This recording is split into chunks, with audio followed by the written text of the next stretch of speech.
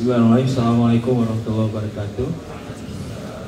Perkenalkan, nama Alun Ustaz Subukatullah Ar-Rasyid dari kawan-kawan Raisu Fatalga.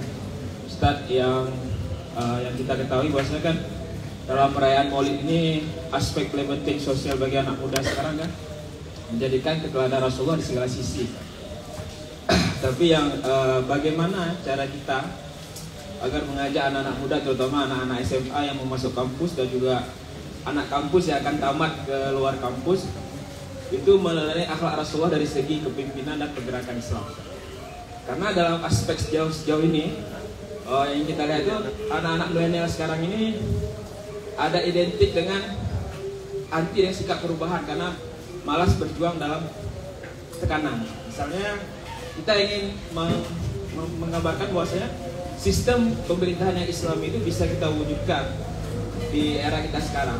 Misalnya kita mengadakan kegiatan yang Islami ataupun kegiatan yang mana mengarahkan itu harus dengan sistem kepemimpinan. Nah, dan ini menjadi gejolak, kan? Sebagian aktivis Islam itu berkata bahwasanya kita fokus di dakwah aja.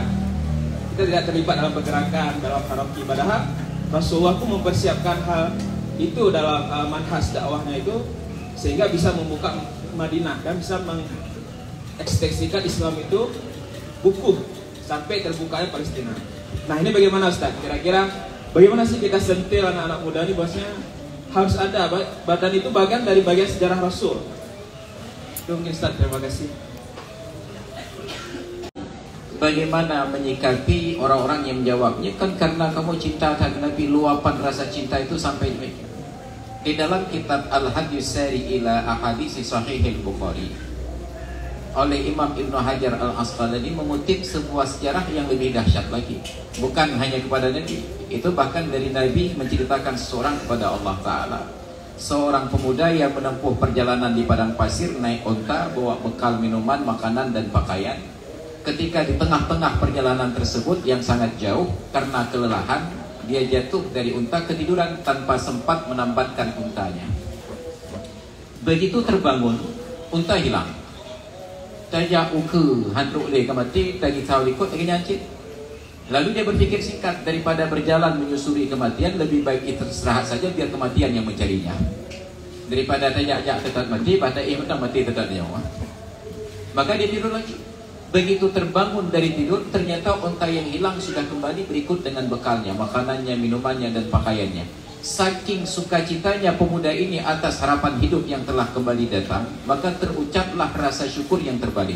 Allahu anta abdi wa ana rabbuk. Ya Allah, engkau lah hambaku dan akulah Tuhanmu.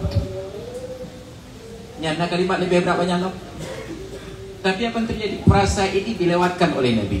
Wallahu asyaddu farhan bi taubati abdi min hadzal rajuli bi rahilati. Allah Ta'ala lebih bersuka cita menyambut seorang hamba yang bertobat dibandingkan daripada pria ini dengan kembalinya harapan hidup. Apa maknanya? Dalam keadaan zub. Zub itu bahasa Arab, diadopsi ke dalam bahasa Aceh menjadi dok. Dalam keadaan dok, salah ucap, salah adab itu diabaikan. Maka termasuk tadi yang pelatih tanpa kenapa? Dok, dipahami dalam kondisi dok. Tapi ini masalahnya dalam kondisi normal, kalau dok. Dalam kondisi normal itu kesengajaan. Makanya dosa-dosa itu apabila ada kesengajaan. Tapi bila tidak ada kesengajaan, tidak ada dosa. Maka yang dok ini tadi dimaafkan. Ini kita dok. Makanya kita perhatikan orang-orang yang berada di kampung sama dia. Khalifah Syekh yang pimpin menteri dosa, kena kaya go 7. Itu ku yang pimpin datang selalu. La ilaha illallah, la ilaha illallah. Jamaah yang dekat, la ilaha illallah, la ilaha illallah. Bagaimana hidup kita nutupi. Ini yang kita antisipasi. Jangan sampai menjadi semacam olok-olok. Kalau memang itu zuk terbawa oleh perasaan, dimaafkan. Itu tentang solawat tadi. Maka kalau mencari pembenaran, kita tidak ingin menyalahkan, kita hanya ingin menyatakan yang salah. Bahwa dia merasa salah atau tidak, hanya yang punya badan dan Allah Ta'ala yang tahu. Pokoknya menyalahkan secara aturan yang salah. Kecuali dan kado. Oh, dan kado berarti hana salah. Tapi hana do lah. Anda caya berarti gempa dia belum cik. Yang dada kau dalam do lah. Itu yang kedua.